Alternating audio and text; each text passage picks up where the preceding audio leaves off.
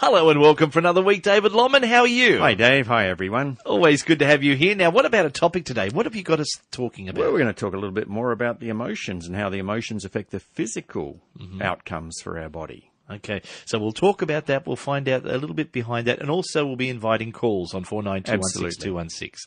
So if you have a question for our naturopath, David Lomman, why don't you pick up the phone and give us a call now, 49216216 at 2NURFM 103.7. Now, we led off with this a little bit last week, and we're continuing on because it's such an interesting area to explore, and that's emotions, David. It is, because our emotions actually affect everything in our body. So, my firm belief is that we are a physical being, we're a mental being, we're an emotional being, and we're a spiritual being. And that we're also a spiritual being here to have emotional experiences so we can learn and grow. And the emotional experiences that we have can either be processed and let go of, or they can get stuck in our body in a negative sense, and that will affect our physical being.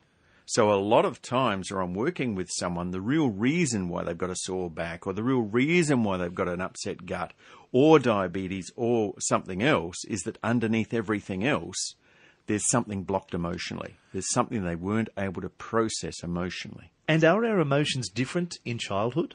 Very different, because in childhood we're learning how to process our emotions. And if we're not taught, if we don't have two really loving parents who can teach us how to process those emotions, things are going to get blocked in us and we're going to take a wrong track.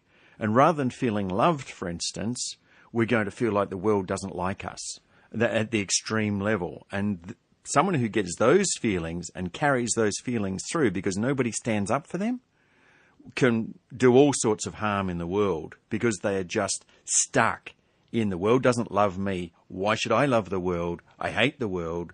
I want it to suffer. Share with us some examples, if you could, or at least one example of childhood and emotions. Well, with childhood, one of the most important things is that we feel that we are okay, that we feel that we can be left alone and we can explore and have fun doing what we want to do, and that there will also be someone there for us if we need them. So a lot of people have abandonment issues and feel really sensitive and really upset if their partner walks out of the room or is away for a night, they can't sleep. All these sort of things go on because they actually have a deep-seated abandonment issue, which may have even been formed in the first year of their life. Talk us through dependency from childhood through the years. Well, dependency really is that if our parents are great parents, they will teach us that it's okay to stand on our own 2 feet. They won't mollycoddle us, as we were talking about before. They'll allow us to explore the world. They'll allow us, they can say hot a number of times, but if we still persist in putting a hand on top of something hot, then we have to learn that way rather than any other way. So we can warn a child, but we can't live their life for them. There's a great book called The Prophet by Cahill Gobrain, which explains that very much. Your children are not you. They are basically a product from you, but they are not you. So if you're trying to mold them in your image, you are doing them a disservice. So it's really important to give a child the very best opportunity to explore and to grow. And a lot of adults nowadays that we see who are depressed, who are anxious, who are over-anxious, who are frightened of life, had an upbringing where they did not learn that it was okay to be themselves. So do you feel it's important to let the child experience it themselves, go through that to find out what it is? I'll give you an example. Say a black jelly bean. We all know the taste of aniseed, which is a black jelly bean. Some people don't like it, some people do.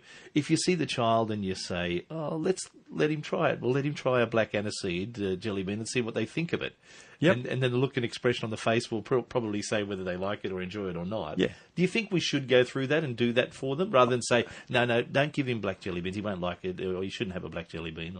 I believe it's important not to presuppose anything about a child, but to let a child experience most things in small doses so you can see what the child likes and keep them away from just rewarding them with things like ice cream and those type of foods, and look at a wide range of different things that you can get them involved with. The dips that they start off with, the mashed apple and the mashed pumpkin and sweet potato, those type of things. They're really good, healthy building things for the body. But if the child is only going to eat the sweet stuff and that's all you give it, then that child is going to grow up with a sweet tooth. They're going to grow up feeling they have to be rewarded, and that can emotionally cripple them and at the same time cause physical damage to their body. Now, what about as we advance a few years into the teen years? What's it like there for emotions? Well, because you've got hormones in the mix there, don't you? You do have the hormones, but if a child has been actually, nurtured and cared for, and the reason why I'm doing this show today is because I see so many people in their 50s and 60s who are still carrying issues from their childhood, issues from their teenage years they've never been able to let go of. They've talked about them with therapists, but they've never really understood the deeper issues where their emotions are stuck so that they could go within and release those emotions. And it's so important to balance your blood sugar, to balance your energy, to release emotions. So if in teenage years you were ostracized, say, by a group at school, and this happens a lot with girls, 1 minute you're in the in group, the next minute you're doing something a little bit different, the in group says, no, you don't belong here anymore, and they get thrown out. Now, they can carry that with them and believing that they're not worth anything or that they're a nuisance or a pest right through into adult years. And I can absolutely bet there are people listening today who've went through that, experienced that, and have never really come back to heal it properly. Because if it's not healed, it affects the physical. What's your thoughts? We'd love to hear from you. 49216216 if you'd like to be part of the program.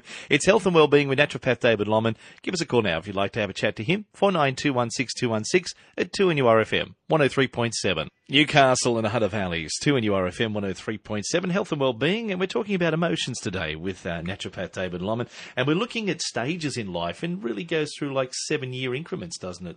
It goes through 7, but in this sort of thing, and this is Erik Erikson's model of childhood, basically, where you go through infancy, toddler 1 to 3 years, preschool 3 to 6 years, early school 6 to 11 years, adolescence 13 to 18 years, and then young adulthood into adulthood. But if you look at your life now, if anybody cares to look at their life now, the questions to ask yourself is, are you happy? Are you in the relationship feeling good about yourself and about your life the way you want it to be? Are you financially secure? Do you feel that you've got the wealth that you want to have and the abundance that you want in your life?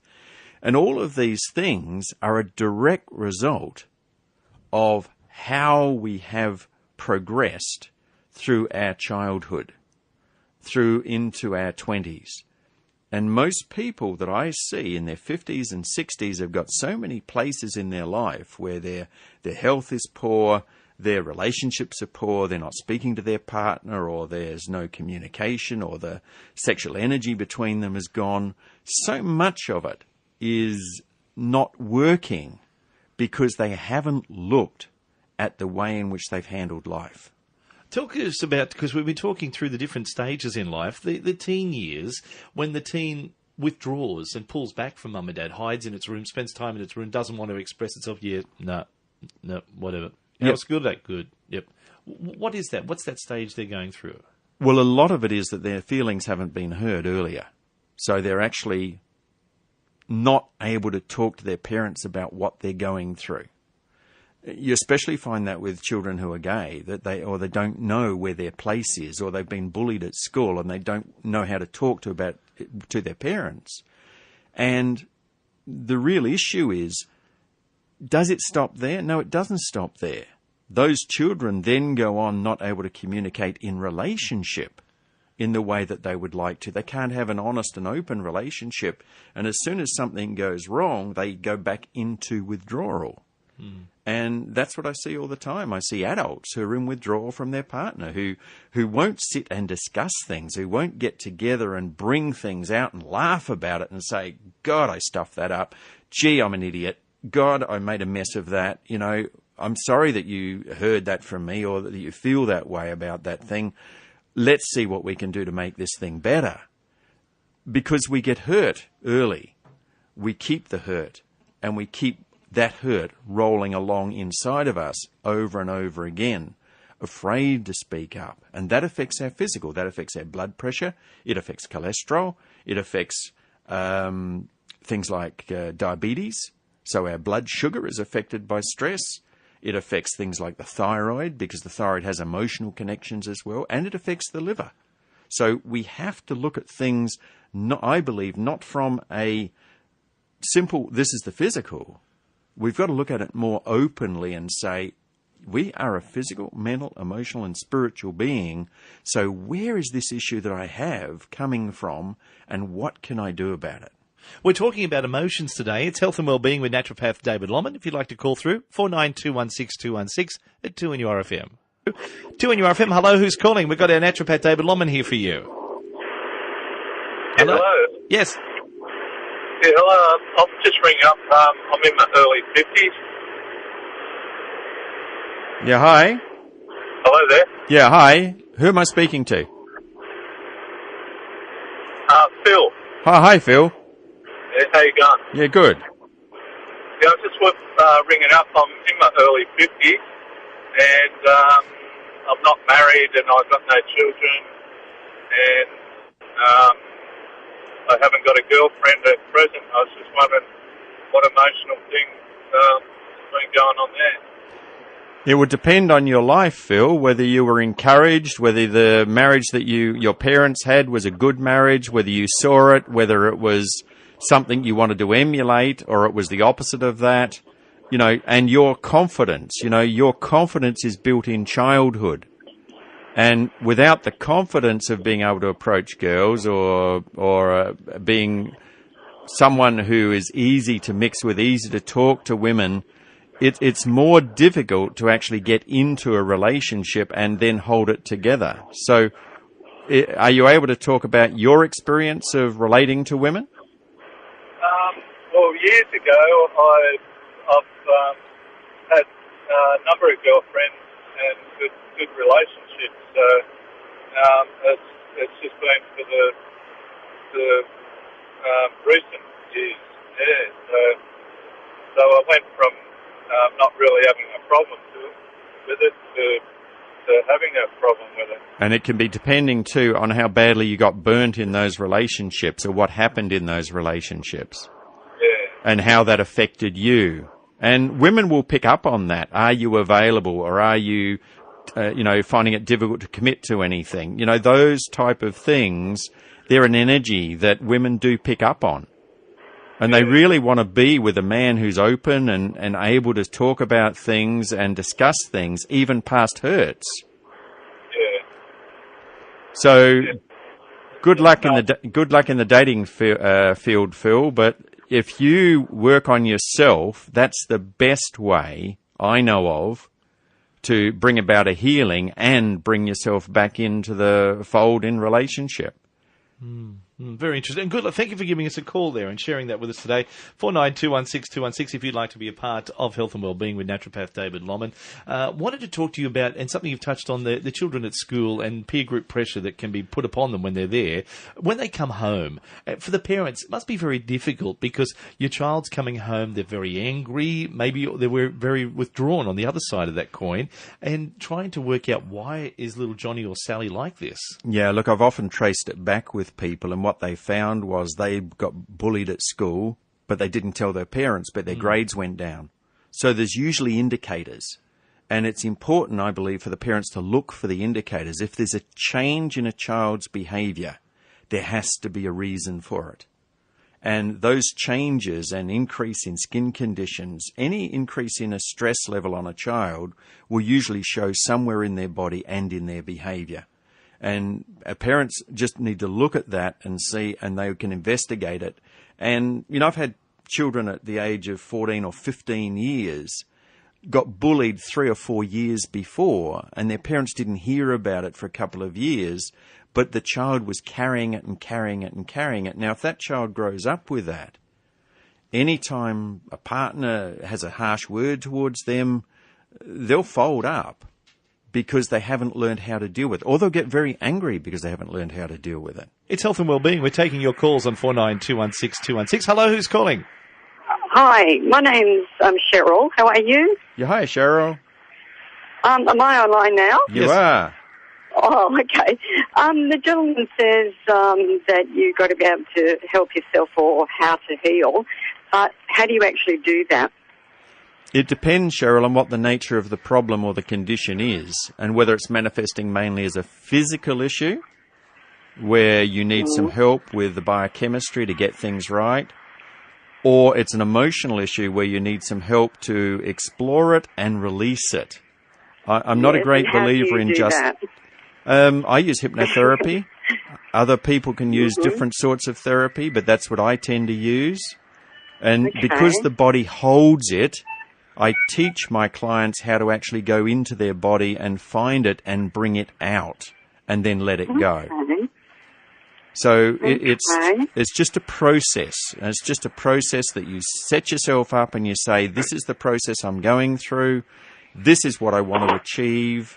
And move towards that all the time. And the more you do that, the freer you become. So a lot of self-talk, or also, yes, actually probably going to someone like yourself and having it, working through it with somebody. Working through it. Looking at your life and saying, there's a part of my life which isn't working. I would really like to make that work. Where can I find a therapist that can help me do that? Okay. And there's lots of therapists around now that can help you do that. Thank you for your call, then. Thank you for helping me that. Now, just touching on, again, where we were at with the peer group pressure and the bullying, say somebody has been bullied, and that is going to have an impact on them later in life. What's the ways they are going to react to that later in life? Are they going to become a bully themselves, or would they be the other side of the coin where they're more understanding? It can be either. Like, usually the children that get bullied are not the outgoing, aggressive ones. Mm-hmm. They're normally the children who are more compliant and more seen as teachers' pets and more seen as different in some way. Now, to me, the people who are different are the ones who make a difference in the world. So if you can bring out their natural talents, if you can help people develop their skills, if you can help them develop their creative side much more in adulthood, they can be free of the bullying because they have a confidence to go forward with that. But if they're just looked down on themselves, if they can't even look at themselves in a mirror often, if they can't hold their head up high, you know, the spine crumbles, their face crumbles, they age before their time, all of these things are because we haven't been trained in self-help. What we've been trained is, you got a problem, go to the doctor, get a pill for it. There's a problem with that. It doesn't develop self-confidence. It doesn't develop a person's willingness to look at the hard issues and say, this happened to me, I want to clear that. I want to let go of that. And the training that I've had over the last 20 years has been about helping people let go of it. And there's many other practitioners there doing the same sort of thing. Now, tonight you have a forum? We do have at New Lambton tonight, and it's the last one for the month, and it's at Alma Road, New Lambton, in the community centre. Will you be exploring this topic a little bit more tonight? We explore whatever people want to talk about. Yeah. It doesn't matter. We look at the physical, but we look also at that could be caused by this, and that helps people to understand and put it together more. And people don't have to share. They can just sit there and just take it in and just listen and then do something about it later. It's fine. Say someone's been listening for the last few weeks thinking, yeah, I'm interested, or maybe I should come, maybe tonight is the night that they'll come along. Yeah. Look, it's a good place, it's a good venue, and we have a lot of fun there as well, helping people understand themselves better and about the dynamics of their life. And the good part about it, for me, this is the most important part, is come along and say what is wrong with you, what your concerns are, because you want to hear that. We do, and we put all that up on a board, and then we explain later how that relates to the biochemistry, and also how it relates to the emotional things that are going on as well. Because so many people, sometimes you go to something and you're hearing about someone else, and it's their problems, it's their issues, it's their concerns, and you sit there and go, okay. But this is a chance for you to say what yours are also. Absolutely. Put them forward. You know? Absolutely. And everyone gets equal time, so it's not as though it's all taken up with looking at just one thing. We look at arthritis, we look at blood pressure, we look at cholesterol, we look at a whole range of different conditions, even into the mental health field, because it all depends on the biochemistry. If you get the biochemistry right as the starting point, everything else is easier to treat, in my belief anyway. Okay, well, we're back again next Tuesday afternoon. We Thanks, thank you Dave. for today. We definitely are. And thanks, everyone. Joining us with Health and Wellbeing, it's naturopath David Lomman at 2 and URFM 103.7. Coming up soon, easy listening favourites for your Tuesday afternoon with Greg Richard.